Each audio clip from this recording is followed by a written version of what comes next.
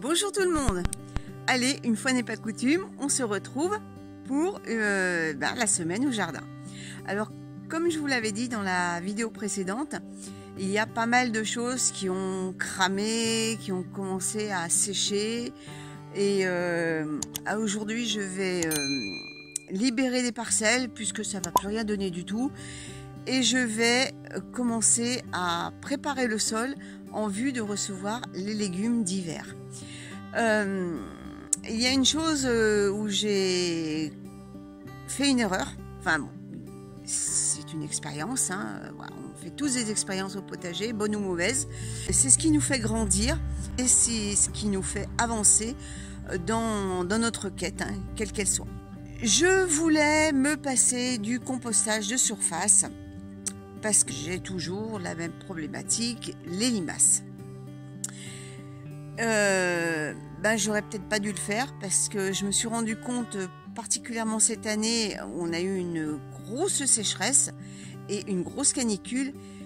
Eh bien, le sol n'a pas été assez suffisamment amendé en matière organique, donc par les déchets de cuisine, pour pouvoir garder la moindre petite goutte d'eau.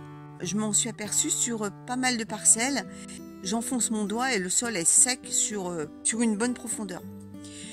Donc, j'ai envie, à partir de maintenant, de recommencer mon compostage de surface. Alors, s'il y a 2-3 limaces qui viennent grignoter les déchets de légumes, alors qu'il n'y a rien de planté, il n'y a pas de souci là-dessus. Par contre, le jour où je vais mettre des plantes, là, je mettrai des graines anti-limaces pour ne pas qu'elle me grignote mes légumes, parce que je suis sûre que même si je mets des déchets de légumes autour de mes légumes, je pense que les limaces les attaqueront également. Donc je vais faire comme ça et puis on verra bien par la suite. Donc là aujourd'hui je vais commencer par arracher ce que je veux plus garder, parce que de toute façon, même s'il fait un gros orage avec une grosse pluie, certaines plantes ça sera fini. Et bien allez, on y va?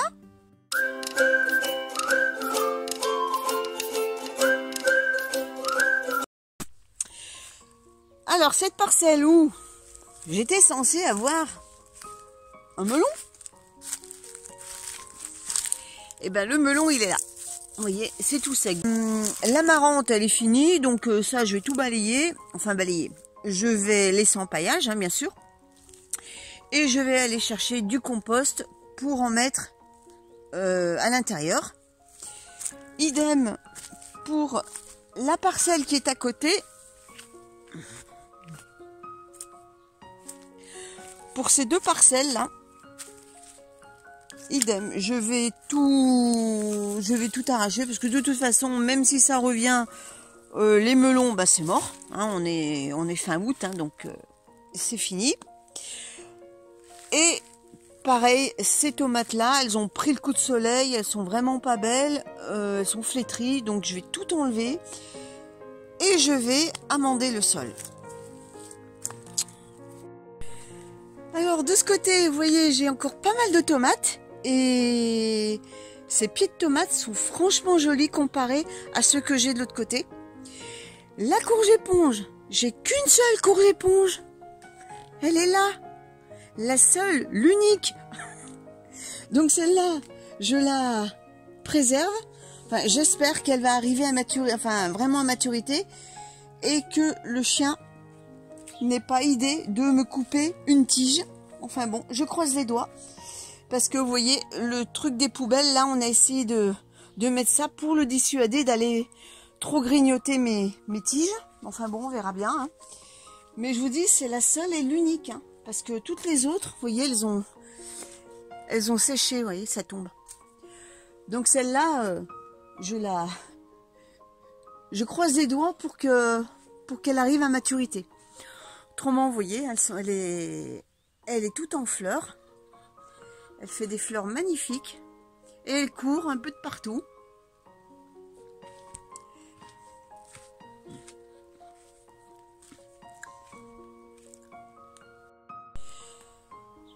Alors, vous voyez un peu ces haricots verts. C'est un peu la grosse cata. Alors, ce que j'ai envie, c'est de les laisser grossir au maximum pour pouvoir récupérer les graines et essayer de les ressemer l'année prochaine pour voir si ils vont transmettre à la descendance une faculté à résister à la sécheresse. Je fais un essai, on verra bien. Donc ça, je ne les récolte pas pour les manger. Je les laisse se développer au mieux et je verrai bien. C'est la première fois que je vais récolter des graines de haricots. Voilà, je vais faire l'essai, on verra bien ce que ça va donner. Au niveau des courgettes, si quelqu'un sait pourquoi j'ai ça, c'est une courgette verte qui devient jaune. Ah ben elle est... Alors dites-moi pourquoi elle devient comme ça, je sais pas. C'est bizarre. Ce ne sont pas des graines issues de mes semences. C'est un sachet de graines que j'ai acheté. Je sais pas du tout. Est-ce que c'est un manque d'eau qui fait que elle devient jaune? Je sais pas. Alors si quelqu'un peut m'éclairer, eh ben il est le bienvenu. La blette, eh ben elle survit parce que là aussi j'ai arrêté d'arroser. Bien que j'avais mis des bidons, mais j'ai arrêté de remplir puisque j'ai plus d'eau. Donc j'allais pas pomper sans arrêt sur l'eau du réseau. Donc les courgettes survivent également. Alors j'espère qu'avec la pluie, ça va leur redonner envie de reproduire des courgettes. C'est pour ça que les courgettes, je ne les touche pas. Je vais les laisser, on verra bien ce que ça va donner.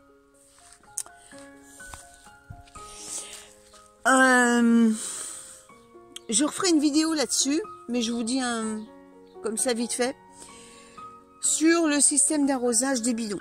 Alors les bidons c'est bien, oui, c'est une bonne alternative parce que ça permet d'avoir une réserve d'eau pour la terre. Mais d'ailleurs il y a quelqu'un qui m'avait fait une remarque dans un commentaire. Le problème du plastique, c'est qu'avec le soleil, ça se dégrade. Vous voyez, ça fait ça. Ça se dégrade et ça part en petits morceaux. Et ça pollue. Donc, je vais abandonner ce système. Et je vais petit à petit, parce que ça revient cher, acheter des œillats pour les prochaines saisons potagères. Je ne sais pas du tout combien d'œillats il faut par rapport au mètre carré. Je vais me renseigner. Mais voilà, petit à petit, j'en achèterai un ou deux. Et puis ça, petit à petit, ça va remplacer les bidons. Alors, les bidons qui sont encore bons, je vais les garder. Mais ceux qui s'effritent, eh bien, je vais les balancer et par contre, je ne les remplacerai pas par d'autres bidons. Voilà, mais ça, je referai une vidéo là-dessus un peu plus complète. Allez, on passe aux travaux pratiques maintenant. Je vais nettoyer le potager.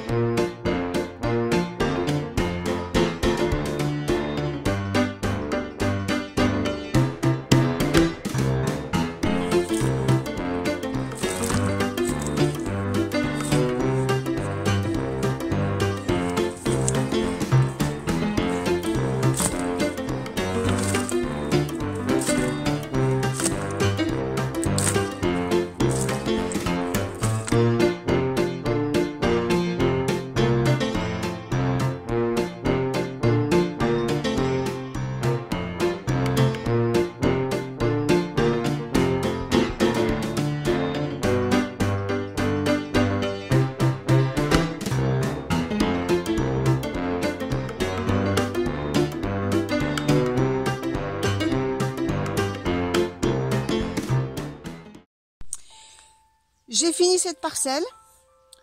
Donc j'ai remis les chutes de maïs par-dessus, sur le compost.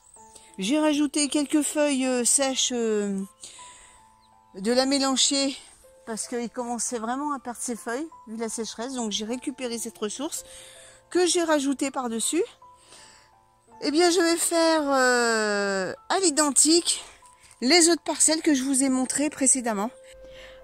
Avant de repailler, voici 2 parcelles dont le sol n'évolue pas à la même vitesse. Celle de gauche est encore très compactée, alors que celle de droite est plus friable. Mais elles ont toutes les deux un point commun, elles ne retiennent pas l'eau.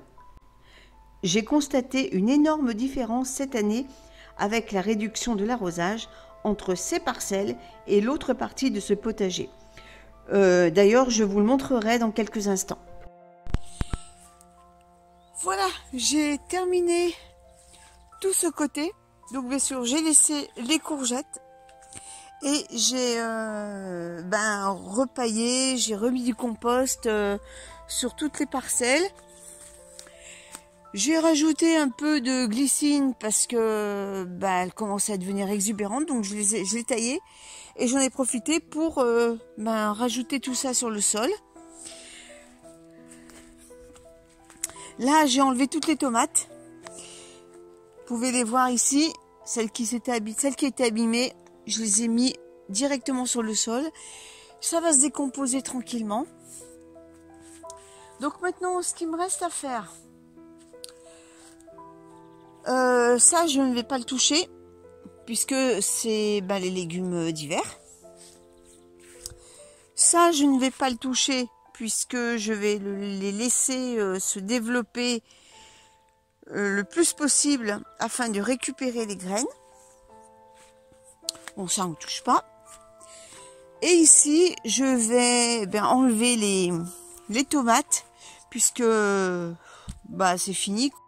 Alors, je vais vous montrer cette parcelle par rapport aux autres là-bas où la gestion du sol est quand même un peu plus compliquée parce que ça sèche vraiment vite. Regardez, celle-là, elle n'est pas compacte. Je peux enfoncer ma main et le sol est frais. Alors, c'est d'ailleurs pour ça que les tomates ont moins pris cher que les autres là-bas.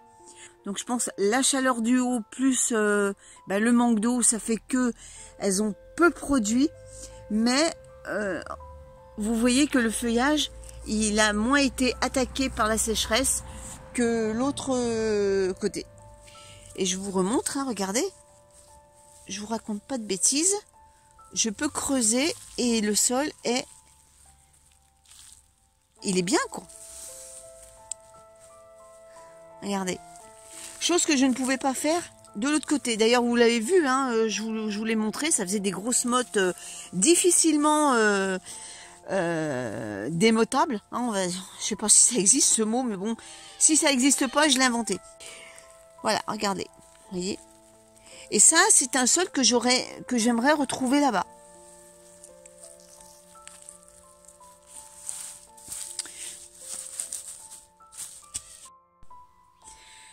Donc, ne vous étonnez pas si j'ai changé de vêtements, c'est normal. Entre maintenant et ce que vous avez vu juste avant, il s'est passé 2 jours. Et entre-temps, la pluie est venue.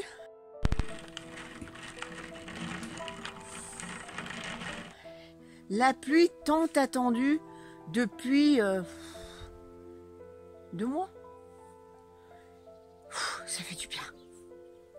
Ça a permis de remplir, je vais dire un bidon plus, bien plus de la moitié de ce bidon là. Je dirais les 3/4. Ça va remplir la cuve un petit peu, pas entièrement. Elle était complètement à sec. Regardez, vous voyez le niveau. Ça c'est bien. Alors au passage, les carnivores, celle-là, elle a pris cher. Par contre, celle-là, elle a bien résisté à la sécheresse. Et je les ai pas arrosées. La tourbe, elle est quand même sèche, un peu sèche pour ces genres de plantes. Mais vous voyez, celle-là a bien mieux résisté que celle-ci. Alors, bon, pas de panique, hein, ça va repartir. Je vais leur mettre un bon coup d'eau et puis ça va redémarrer comme un 14. Ici, j'ai arraché les poivrons qui étaient tout flétris, non, c'était en train de crever. Donc j'ai tout arraché. J'ai gardé ceux-là qui étaient beaucoup plus jolis. Je vous montre les radis noirs qui se développent bien avec quelques salades. J'en ai ici et là. J'ai les carottes. Alors là, ici, pareil, hein, elles ont pris cher avec la sécheresse.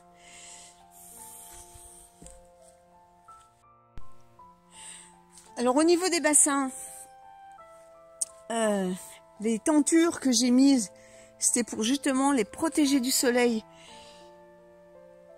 pour éviter que l'eau ne s'évapore trop vite et pour éviter que l'eau ne chauffe trop vite également. Alors j'ai rabattu un peu les draps comme il allait pleuvoir pour que la pluie puisse remonter le niveau de l'eau. Alors j'ai un petit souci avec ce bassin, c'est que j'ai plus que 2 poissons. L'autre, je ne sais pas du tout où il est. Je vous propose qu'on le fasse ensemble. Je vais enlever, vous voyez les feuilles de nénuphar qui sont mortes.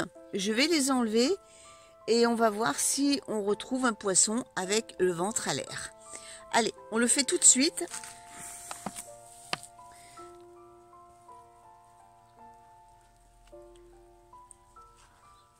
Alors là, il n'y a rien. Hop, j'enlève.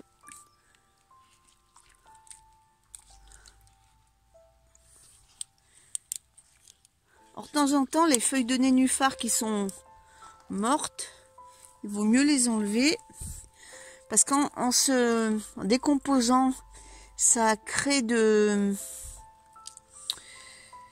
gaz qui peuvent être nocifs au bassin. Donc voilà, il faut de temps en temps, faut en enlever. Alors en se décomposant, ça fait également de la matière organique au fond. Mais sachant que le bassin n'est pas très profond, il faut éviter d'entasser la matière organique parce qu'après les poissons, ils n'auront plus de quoi nager. Alors là, pour l'instant, je ne vois aucun poisson blanc. Je ne sais pas où il est. Alors vous voyez, je coupe simplement hein, et puis hop, là j'enlève ça.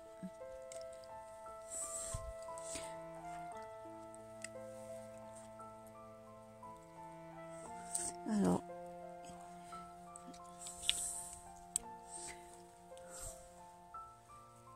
là j'ai rien. Je parcours ce côté du bassin. Je ne vois absolument pas de poisson. On continue.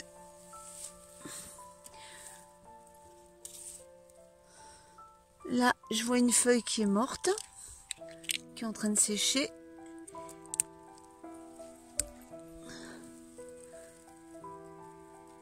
Vous voyez ce genre de choses, là, j'évite quand même d'en avoir trop. Vous voyez ? Hop. Je sais pas.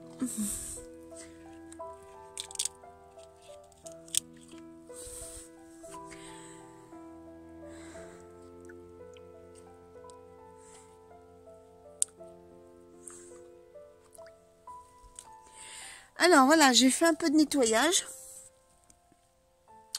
Je parcours l'intégralité du bassin pour vous montrer. Et je ne vois absolument pas le poisson, le blanc, vous savez. Je sais pas du tout où il est.